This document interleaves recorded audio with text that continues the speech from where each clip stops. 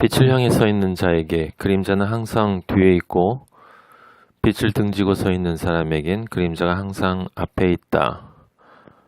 행복 소망입니다. 오늘은 힐링에 대한 이야기를 조금 더 계속해 보고자 합니다. 부자가 하나 있었어요. 엄청 부자였나 봅니다. 늘 하고 싶은 걸 다 했는데 심심해서 게임을 한번 해보기로 했습니다. 그래서 광고를 내고 두 사람을 모집했어요. 게임은 뭐였냐면 둘이 제비뽑기를 해서 한 사람에게는 100억을 주고 한 사람에게는 1만 원만 주고 룰은 그 아침 6시 또는 7시부터 밤 10시까지 주어진 돈을 모두 소비하는 거예요.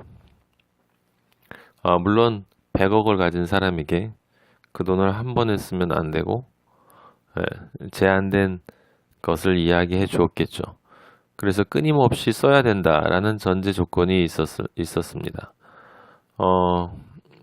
둘이 어떻게 했을까요? 일단 제비뽑기가 끝나면 두 사람은 정해진 날 아침 일찍 자신들의 삶을 시작할 텐데 바쁜 사람은 아마도 100억을 가진 사람일 것입니다. 일례로 그 사람은 제트 비행기를 전세할 수 있을 것이고 바로 파리로 새벽에 날아가서 그 샹젤리제의 최고급 레스토랑에서 아침 먹고 명품 쇼핑하고 나서 또 오후에는 런던의 템즈로 넘어가서 또 거기서 즐기고 저녁엔 뉴욕의 티파니를 거치고 그 사이에 엄청나게 많은 쇼핑 보따리를 지고 다니겠죠. 그리고 나서 10시에 맞춰서 또 제트 비행기를 타고 한국에 있는 자신의 집으로 돌아올 것입니다. 다른 사람은 어떻게 살까요? 10,000원을 가지고 하루를 살아야 되는데 아침 먹고 담배 한 갑 사면 돈이 거의 떨어지지 않았을까? 그러면 점심때까지는 이렇게 도시를 배회해야 할 것이고 무료 급식소 가서 배고프면 먹어야 하고 또 오후에는 파고다 공원 같은 데서 장기를 둔다든지 아니면 낮잠을 자든지 이렇게 저렇게 아이 쇼핑을 하다가 이제 저녁에는 또 걸어서 집으로 돌아와야 하겠죠. 근데 그러니까 이 둘의 하루는 극단적으로 대립되지 않습니까? 일반적으로 생각하면 한 사람은 정말 꿈 같은 하루를 보냈고 또 한 사람은 절대 기억하고 싶지 않은 하루를 보냈을 것입니다. 근데 정말 신기한 건 이 두 사람이 집에 도착하는 순간 입에서 내뱉는 말은 똑같다는 것입니다. 무엇일까요? 아, 피곤해. 쉬고 싶어. 사는 건 피곤합니다. 있는 사람이나 없는 사람이나 성공한 사람이나 실패한 사람이나 매일의 삶이 고단해요. 그래서 석가가 인생을 고라고 하지 않았습니까? 내가 가지고 있는 모든 것들, 좋아하는 것들, 그것들은 다 즐기는 것도 무상하고 만남에는 반드시 이별이 있고 성경에도 해 아래 새 것이 없다. 그게 무슨 새로운 스마트폰이 안 나온다 그런 유치한 말이겠습니까? 문명은 발달하고 끝없이 새로운 것들이 나오지만 새로운 행복이 나오지는 않는 거죠. 새로운 행복감은 새로운 행복감이 아니죠. 같은 행복감이 새롭게 만들어진 대상에서 반복되긴 하기 때문에, 그래서 해 아래 새 것이 없는 거죠. 헛되고 헛되며 헛되고 헛되니 모든 것이 헛되다. 무상이나 다 그렇게 같은 말입니다. 그래서 중광스님도 걸레스님이라고 불려졌던 그분이 돌아가실 때 그랬잖아요. 괜히 왔다 가네. 사람이 죽으면 우리는 늘 인터넷 댓글 달린 거 봅니다. 뭐라고 달려 있습니까? 좋은 곳에 가셔서 편히 쉬세요. 네. 사느라 고생했다라고 하는 것이고, 살아내느라 너무 힘들었을 거다라고 하는 겁니다. 대부분의 사람들의 의식 안에, 무의식 안에는 인생에 대한 그런 부정적인 사고가 깔려 있어요. 그래서 말씀드린 것처럼 그 부정적인 불행한 인생, 피곤한 인생을 잠시 멈추기 위해서 행복을 찾는 것이죠. 행복이라는 것 자체의 가치가 사실은 좀 불쌍하게 평가절하되어 있다라고 하는 것입니다. 그런 류의 생각을 하는 사람들이, 즉 무엇을 하든 결국 피곤하다 라는 무의식에 내재된 사고가 있는 사람들은 종국적으로 원하는 행복이 뭐냐면 평안이에요. 마음의 평안. 그래서 이 마음의 평안을 어떻게 얻을 수 있을까라고 하는 문제로 늘상 또 피곤하게 고민합니다. 네. 수행하고 고뇌해요. 아이러니하죠. 정말 마음의 평안을 얻으려면 그냥 평안하면 되잖아요. 네, 죄송합니다. 그렇게 쉬운 거면 누가 못하니? 라고 이야기하겠지만 사실은 진리를 알면 굉장히 쉽습니다. 밥 먹을 때 밥 먹고 잘 때 자면 그냥 평안한 거죠. 동물들에게, 자연에 있는 동물들에게 우리 인간과 같은 그런 피곤함과 우울 이런 것들이 존재하지는 않는 것 같아요. 왜 그럴지 한번 생각해 보면 좋을 것 같습니다. 그래서 많은 사람들이 이야기하지 않습니까? 욕망과 집착을 내려놓으라고 이야기하고, 어떤 유명하신 분은 인간관계를 말하면서 조금만 주고 조금만 받고 난로처럼 사귀라고 합니다. 너무 가까이 가면 뜨겁고 너무 멀리 있으면 차가우니, 그러니 적당한 거리에서 상처받지 않고 평화를 유지할 수 있는 삶을 살라고 하는 것이죠. 사랑을 안 해본 사람은 그렇게 계산적인 관계를 지혜로운 관계라고 착각할 수 있습니다. 어쨌든 평안 자체는 소중한 거예요, 여러분. 그쵸? 마음의 평안이 있는 사람은 그 어떤 것으로부터 이렇게 휩쓸리지 않습니다. 그런데 이 평안도 이 명품 평안이 있고요, 짝퉁 평안이 있습니다. 무슨 소리냐? 명품 평안은 그냥 평안한 거예요.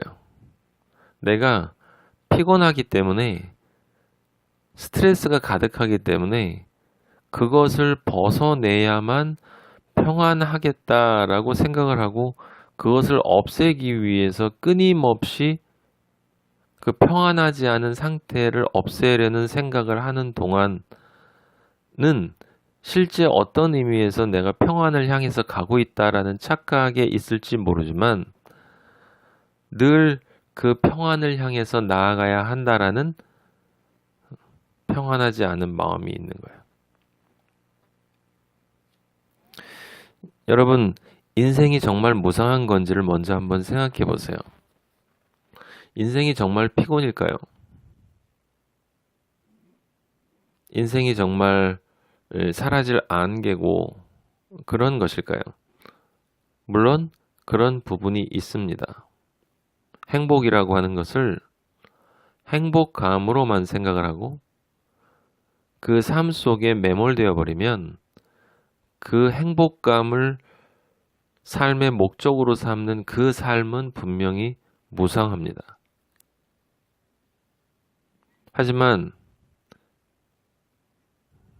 여러분도 혹시 느끼시는 분이 있으시겠지만 세상에는 특별하게 멋있는 인생이 있습니다. 네, 행복감 때문에 그렇게 보이는 사람 말고요. 네, 사실은 뭐 그렇게 멋있어 보이지 않아요. 대부분의 행복감에 도취되어 있는 사람들을 볼 땐 진짜 멋있는 사람이 멋있게 보이지 않습니다. 왜냐하면 사실은 다른 세상, 다른 것을 보고 살기 때문에. 그런데 어쨌든 세상에는 볼 수 있게 되면, 볼 수 있는 능력을 가지게 되면 분명히 보이게 되는 그런 특별하게 멋있는 인생이 있습니다. 정말 아름다운 사랑도 있고요. 의미 있는 만남도 있습니다. 빛의 삶은 빛을 향해 서 있기 때문에 그림자가 늘 뒤에 있는 삶은 곳곳에 존재합니다. 그렇게 보이지 않는 이유는 볼 수 있는 눈이 없기 때문이고 사실은 보고 싶은 것만 보기 때문이다 라는 거예요. 원하지 않는 것입니다. 다시 한번 말씀드리지만 욕망이나 생각, 소유, 평안, 이 세상에 존재하는 모든 것은 다 양면적이에요. 좋은 것도 있고 나쁜 측면도 있습니다. 그래서 욕망이라는 것도 집착하면 탐욕이 되지만 욕망 자체는 그냥 욕망이에요. 욕망이 없으면 어떻게 인간으로 살아갈 수 있겠습니까? 생존하기 위해선 식욕이 있어야 합니다. 자손을 남기기 위해선 성욕이 있어야 해요.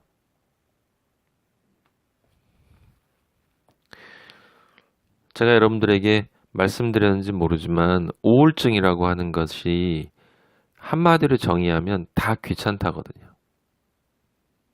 친구 만나기도 귀찮고 밥 먹기도 귀찮고 놀기도 귀찮고 심지어 잠자는 것도 귀찮아져요. 다 귀찮아집니다. 아무것도 하기 싫다.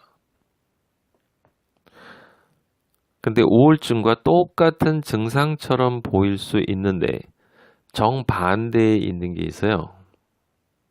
그게 뭔지 아세요? 그게 진짜 행복에서 오는 자유입니다. 자유. 자유의 본질이 무관심이잖아요. 진짜 자유는 관심이 없어요.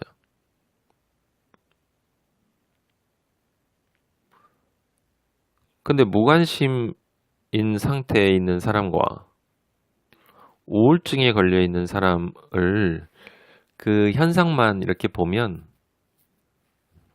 사실은 다 귀찮아, 아무것도 하기 싫어요 라고 하는 것과 모든 것에 대해서 난 무관심하다라는 게 얼핏 보면 비슷하게 보일 수 있어요. 근데 우울증은요, 다 귀찮아, 아무것도 하기 싫어 라고 하지만 그 우울증의 동기 자체가 행복감에 대한 극단적 집착에서 그것이 이루어지지 않는 자기 자신에 대한 실망감에서 비롯되는 것이기 때문에 사실은 아무것도 하기 싫어라는 말은 다 하고 싶어라는 말이에요. 아무도 만나기 싫어라는 말은 정말 만나고 싶어라는 뜻이라고요. 그래서 우울증이 보여주는 자유와 정말 자유한 사람의 자유가 하늘과 땅 차이인 거예요.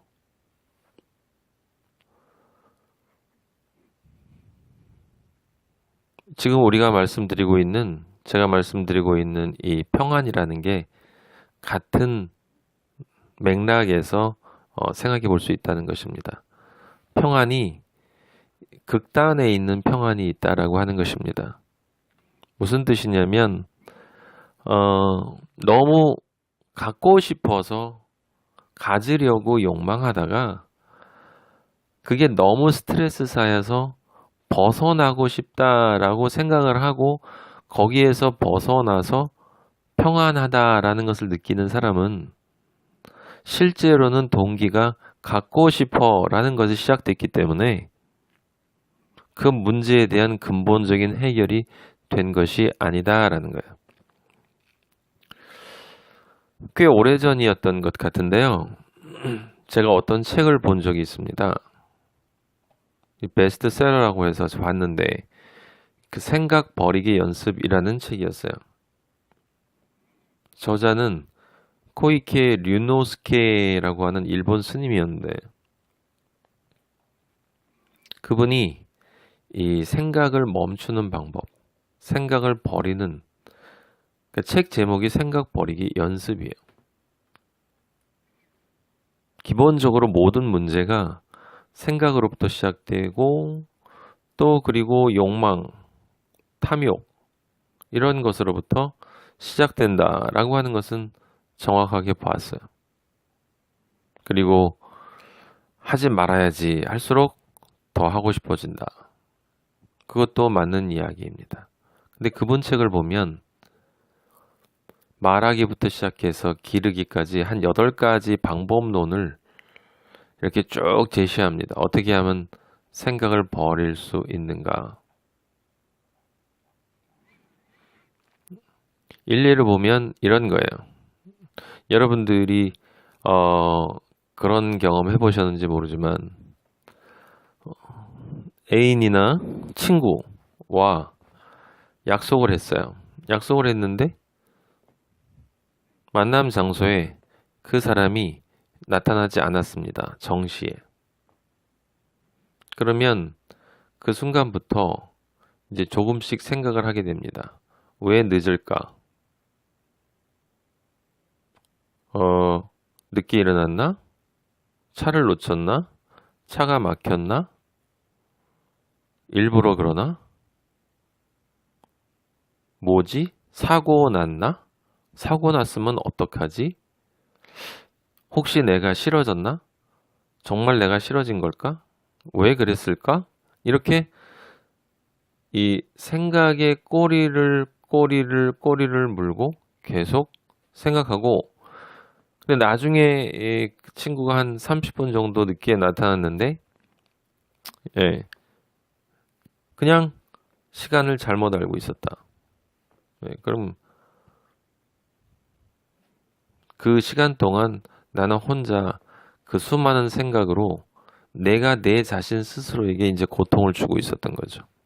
그러니까 스님은 그 생각을 처음에 늦는다라는 생각에서 그 다음 생각을 가지 말고 멈추라라고 하는 거예요. 네, 옳은 말이고 참 좋은 이야기입니다. 근데 어떻게 멈춥니까? 멈추기 위해서 그래 그런 일이 있을 때 이 책을 생각하고 그래 그때 그렇게 이야기를 했었지. 그러니까 여기서 멈추자. 그러면 정말 멈춰질까요? 아니요, 멈춰질 수도 있습니다. 근데 문제는 그것을 멈추기 위해서 미리 또 많은 생각을 하고 준비를 하고 있어야 한다는 거예요.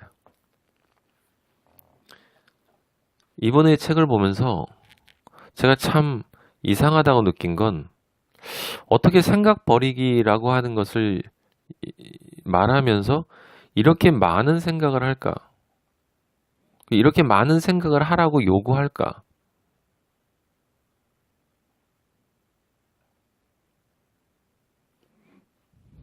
세상 만사가요. 내가 그것을 하지 말아야지라고 해서 되는 게 아닙니다. 정말 좋은 건 그때 그 사람이 안 나타났을 때 내가 고통받지 않는 그 가장 좋은 방법은 그냥 그 사람을 믿으면 돼요. 그리고 내 안에 평안이 있어서 쓸데없는 걱정을 하지 않게 되면 되는 거예요. 무슨 뜻이냐면 생각은 내가 버리기 위해서 생각해야 버려지는 게 아니라 그 생각과 전혀 관계가 없는 더 좋은 생각이 내 안에 있으면 그 생각은 그냥 버리는 게 아니라 아예 들어오지가 않습니다. 진리가 내 안에 있으면 그 사람은 그냥 밥 먹을 때 밥 먹고 잘 때 잡니다. 그냥 평안한 거죠. 그것이 바로 적극적인 평안, 명품 평안입니다. 짝퉁 평안은 평안해지라고 이야기하고 평안해지기 위해서 내려놓으라고 말하고 멈추어 서라고 이야기하고 비우라고 이야기를 하고 소유하지 말라고 이야기합니다. 근데 명품 평안은 뭐라고 이야기하냐면 내려놓으라고 말하지 않고 잡을 걸 바로 잡으라고 얘기합니다. 멈추어서라고 말하는 것이 아니라 똑바로 가라고 말합니다. 소유하지 말라라고 최소한의 것만 소유해라 라고 말하지 말고 그렇게 말하는 것이 아니라 좋은 것을 가지라고 합니다. 좋은 것을 소유하라고 합니다. 잘 소유하라고 합니다. 비우라고 말하지 않습니다. 제대로 채우라고 말하죠. 생각을 왜 멈춥니까? 생각은 멈추면 안 됩니다. 그건 죽는 거죠. 멍 때리는 거죠. 생각을 멈춰야 되는 게 아니라 바른 생각으로 채워야 하는 것이죠. 그 바른 생각이란 생각을 멈추기 위한 생각들로 이 나를 채워서 하기 싫은 생각으로 계속 영향을 받는 게 아니라 그것과 전혀 다른 정말 좋은 생각을 해야 한다라고 하는 것입니다.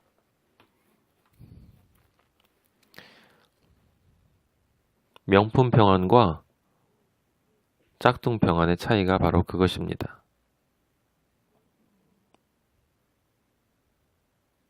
나는 정말 싫어라는 말은 정말 좋다는 말이에요. 자유한 사람은 관심이 없습니다. 담배를 끊어야지 라고 생각하면 그리고 실제 그 사람이 1000일, 5년, 10년을 담배를 피면 안 돼 라는 그 생각이 있기 때문에 담배를 안 피는 사람은 입에는 담배가 안 물려 있지만 10년 동안 머릿속에는 담배를 피면 안 되지 라고 하는 그 담배의 개념이 머릿속에 가득 차 있는 거예요. 담배에서 정말 자유로운 사람은 그런 생각 자체를 하지 않습니다. 정말 좋은 사람 만나면 그래서 그때 담배 한 대가 필요하다면 뭐 한두 대 필 수 있어요. 하지만 그것이 내 생각과 내 행동과 내 삶과 내 존재의 가치에 전혀 영향을 주지 않습니다. 술도 마찬가지예요. 술을 끊어야지. 술을 끊었어요. 라고 이야기하는 게 중요한 게 아니라 술을 마시고 안 마시고에 나는 아예 생각해 본 적이 없는데 그 사람이 진짜 자유한 거예요. 그러면 명품 평안은 본질이 무엇이겠습니까? 그건 내 마음 안에 진짜 행복이 들어온 거예요. 예를 들어 감사로 가득 차 있는 것입니다. 그것이 다른 모든 것들을 깨끗하게 정리해 줍니다. 내 안에 진리가 있는 사람은 그것 이외의 다른 것은 자유하기 때문에 감사 이외의 다른 것은 자유하기 때문에 평안 이외의 다른 것은 자유하기 때문에 다른 것으로부터 평안한 게 아니라 평안하기 때문에 다른 것으로부터 자유한 것입니다.